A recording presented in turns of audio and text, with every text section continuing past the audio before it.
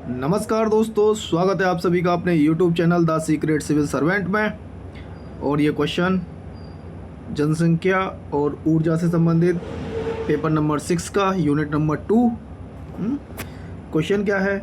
उत्तर प्रदेश की सौर ऊर्जा नीति 2022 का आलोचनात्मक मूल्यांकन कीजिए। मतलब उत्तर प्रदेश गवर्नमेंट ने सौर ऊर्जा नीति 2022 लेकर आए थे।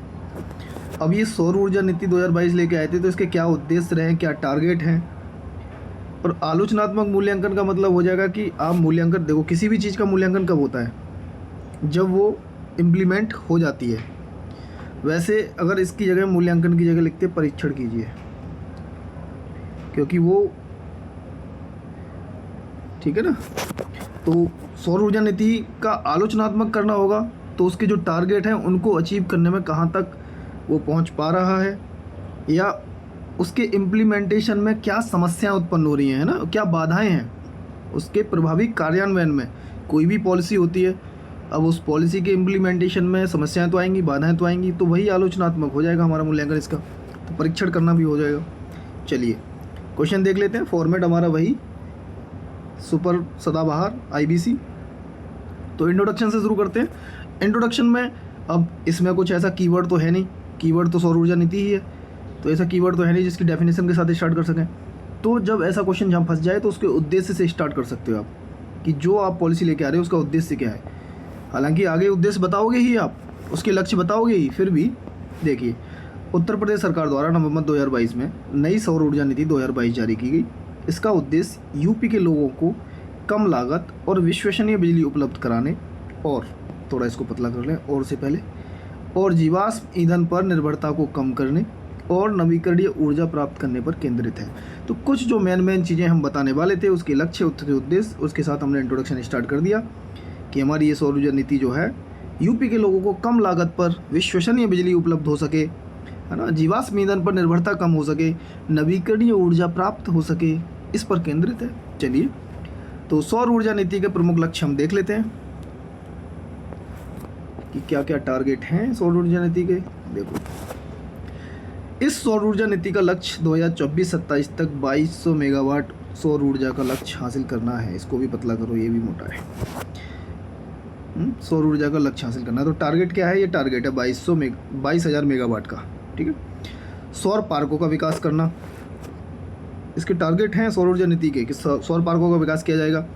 सौर ऊर्जा संयंत्र और सौर पार्क की स्थापना के लिए उपयोग की जाने वाली भूमि पर स्टाम्प शुल्क पर 100% छूट मिलेगी। तो स्टाम्प शुल्क पर 100% छूट किस पे मिलेगी? उस भूमि पर जिस भूमि का आप उपयोग करोगे सौर ऊर्जा संयंत्र लगाने के लिए या सौर पार्क बनाने के लिए। ठीक, नेक्स्ट आगे बढ़ते हैं। कलर चेंज करते हैं, कलरफुल चीज़ें अच्छी लगती हैं। 10 वर्षों के लिए विद्युत शुल्क में 100% छूट दी जाएगी, ये भी है। अगले 5 वर्षों में यूपी नेडा प्रशिक्षण केंद्रों पर 30,000 युवाओं को सूर्य मित्र के रूप में प्रशिक्षित किया जाएगा, ये एक टारगेट है। आवासीय क्षेत्र में सौर रूफटॉप स्थापना को प्रोत्साहित किया जाएगा। तो जैसे कि आज बजट आया, बजट में भी काफ़ी है सौर ऊर्जा रूफटॉप वाले ही, सोलर पैनल वाली चीज़ें। लगभग 3.5 लाख घरों पर, सॉरी 3.5 नहीं 13.5 है ये। इतना कब तक?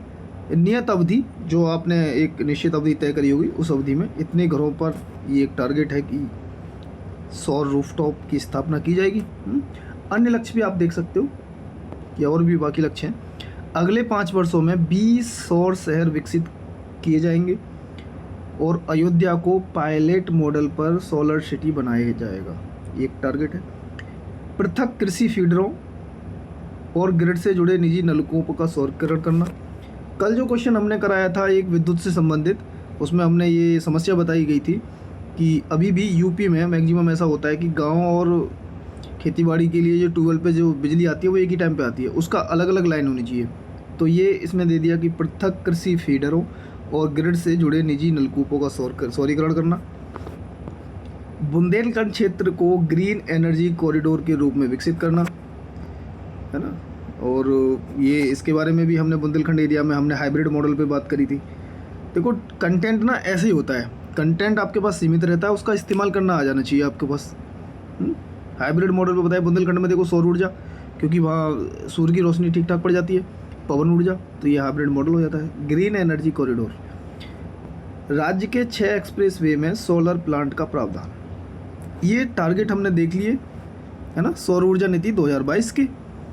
अब उपयुक्त सौर ऊर्जा नीति के लक्ष्य प्राप्ति में कौन कौन सी चुनौतियां हैं? आलोचनात्मक पूछा था ना, आलोचनात्मक परीक्षण कीजिए, आलोचनात्मक मूल्यांकन करो। तो जब आलोचनात्मक करेंगे तो हम चुनौतियां बताएंगे ना उसकी, कि क्या क्या चुनौतियां हैं।